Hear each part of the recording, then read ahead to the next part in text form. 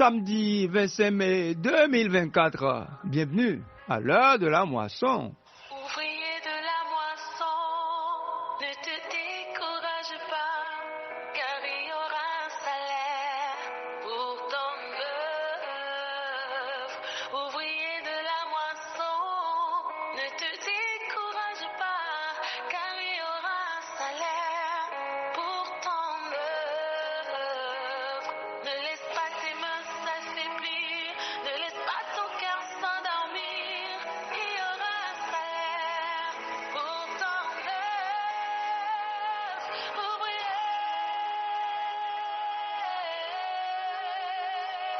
Il y aura un salaire, il y aura un salaire pour ton œuvre.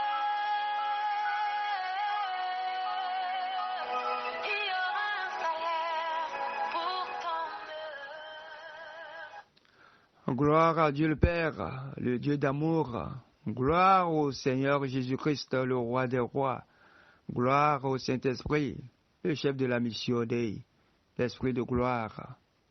Chères auditrices et auditeurs de l'heure de la moisson, bienvenue au 121e numéro de votre émission.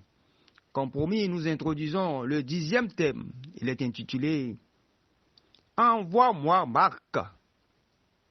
Le point focal de ce thème, c'est de travailler avec crainte et tremblement à notre salut. Au plus fort temps de la Seconde Guerre mondiale, la France colonialiste avait eu recours aux tirailleurs venus du Sénégal, de l'Algérie et d'autres pays africains. Pendant que le général de Gaulle s'est exilé à Londres, la France de Vichy croupissait sous l'occupation des hommes d'Hitler. Certes, la plupart d'entre ces tirailleurs serviront de boucliers humains ou de chair à canon face au bombardement dévastateur des forces nazies. La débâcle de l'armée allemande suivie de sa capitulation le 8 mai 1945 fut sans nul doute due à la bravoure et au sacrifice immense de ces martyrs de la France libre. En vérité, aucune victoire ne sera jamais due à la résultante d'un effectif écrasant, mais d'une stratégie efficace et percutante. Car la victoire appartient à l'Éternel des armées. Et le jeune berger David l'a brillamment démontré face aux Philistins Goliath.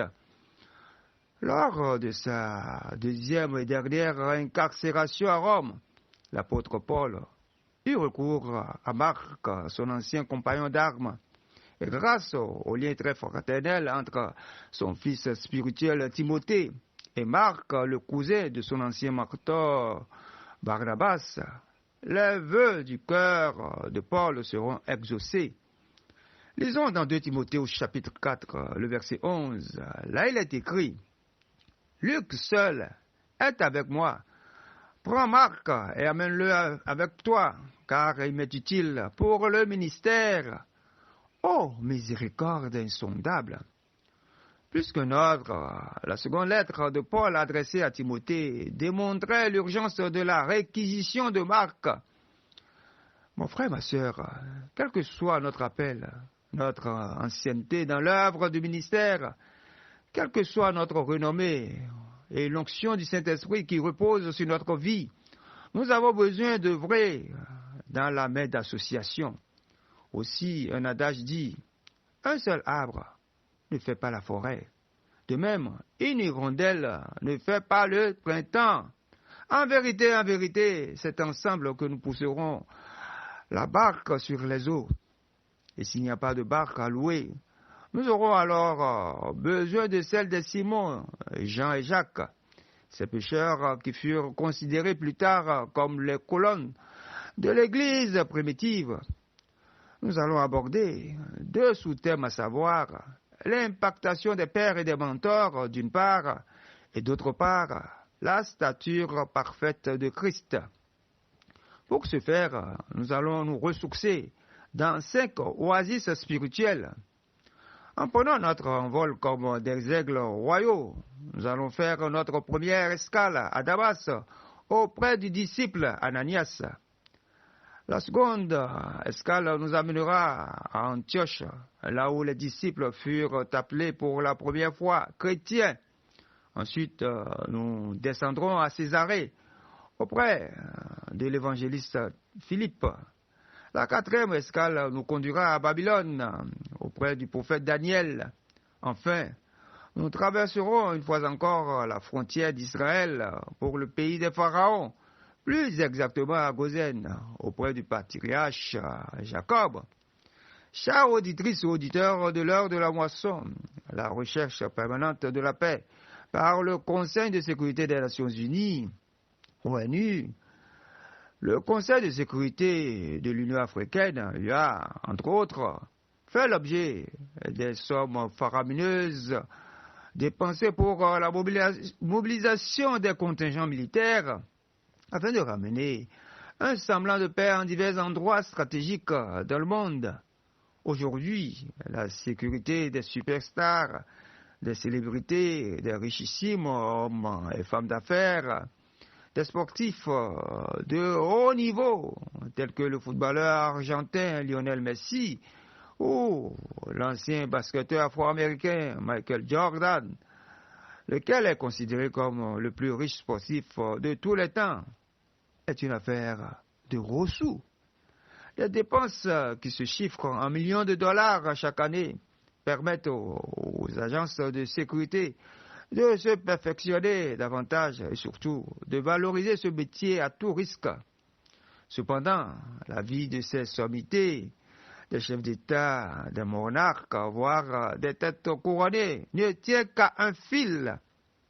Le fugitif David, fils d'Isaïe, dira avec assurance: « Je me couche, je m'endors en paix, car toi seul, ô Éternel, tu me donnes la sécurité dans ma demeure. » Selon qu'il est écrit dans Psaume 4, le verset 9.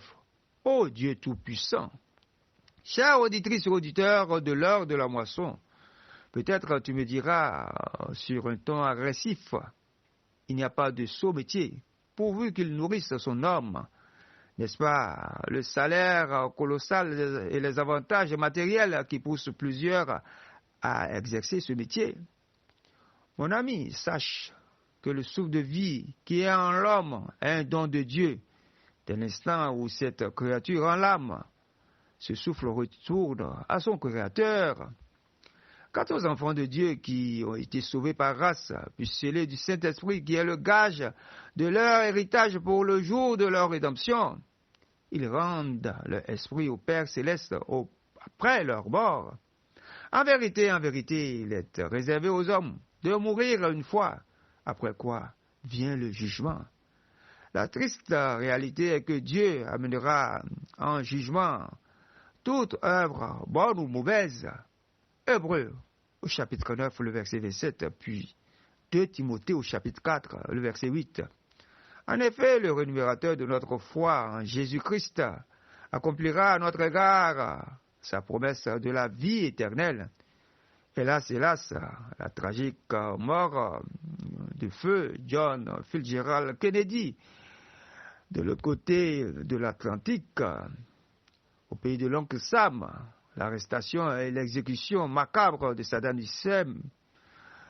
Oui, ce dirigeant charismatique irakien, le suicide de l'ancien Premier ministre français Pierre Bérégovoy, que sais-je encore, constitue des preuves irréfutables que la sécurité des hommes ne dépend pas de leur capacité à contrer et à vaincre les forces du mal. Malgré les bunkers construits à coups de millions de dollars par le dictateur irakien, sa mort subite ne fut qu'une question de temps. Idem pour les agents doubles de la CIA, Ben Laden, autant pour moi, le cerveau des attentats du Wall Street Center, en ce jour inoubliable du 11 septembre 2001. Il fut tué finalement par l'une des unités la plus redoutée des forces spéciales américaines, comme quoi le jugement dernier attend toute créature, y compris les anges déçus, ainsi que tous ceux qui n'ont pas connu l'amour de la vérité pour être sauvés. Chers bien-aimés, Les dégâts collatéraux de toutes ces folies des hommes sont innombrables. En effet, des millions de morts par-ci, par-là, à travers le monde entier, n'empêcheront pas les tenants du futur ordre mondial de chercher à diminuer de plus belle la population mondiale par des moyens pervers. Le coronavirus fut une démonstration de cette iniquité qui relève de l'ère babylonienne. Dommage, dommage, l'homme créé à l'image et à la ressemblance de Dieu est devenu un loup pour l'homme. Quel gâchis! Chers bien-aimés, nous sommes déjà à la fin des temps. Et pour hâter l'avènement de Jésus-Christ, les ambassadeurs de Christ doivent sortir de leur zone de confort et continuer à proclamer la bonne nouvelle contre vents et marées. Quand différentes agences des Nations Unies demeurent impuissantes face aux drames humanitaires, aux catastrophes de tout genre, le devoir nous incombe, cher ministre de l'Évangile, de manifester la révélation des filles, fils du royaume de Dieu. Oui, le retour de Marc auprès de l'apôtre Paul nous exhorte au pardon sincère. Ceci n'est pas toujours le cas au sein de nos assemblées chrétiennes. Il est donc grand temps de remettre en cause notre éthique ministérielle afin que prennent fin ces querelles intestines et pour que nous marchions sur les traces des premiers disciples de Christ, lesquels furent persécutés, emprisonnés, tués lâchement comme des bandits de grand chemin. Et certains ont eu à subir des supplices, d'autres qui partirent pour prêcher l'évangile de Jésus-Christ ne reviendront pas vivants de la mission Dei. La plupart des prédicateurs itinérants ou missionnaires meurent encore de nos jours de la mort des justes. Pis encore, leurs dépouilles ne seront jamais retrouvées, car leurs bourreaux ne feront aucun cas de leur dignité humaine, en attente d'un jugement inique pour les uns et de l'obtention d'une grâce quelconque pour les autres. Des milliers de pionniers continuent de croupir comme l'apôtre Paul dans des prisons. Maranatha, Jésus-Christ revient très bientôt, le samedi prochain. Si le Seigneur Jésus tardait à revenir, nous continuerons cette exhortation jusqu'à la prochaine rentrée académique. De même, cette émission vous est proposée sur ma chaîne YouTube et sur ma page Facebook. Nous allons aborder le premier sous-thème. Il est intitulé « L'impactation des pères et des mentors ». Nous nous rendrons à Damas à ce propos. Damas, la vieille ville, pour apprendre encore sur l'autel de prière au pied du disciple Ananias. Nous évoquerons le séjour de l'apôtre Paul dans le désert d'Arabie avant sa rencontre avec les 12 à Jérusalem, la ville éternelle. C'était votre serviteur Fatih Ouassani Dileifé. Agréable culte au roi des rois. Shalom, shalom. Ouvrier de la moisson, bientôt viendra la saison où tu auras ton salaire.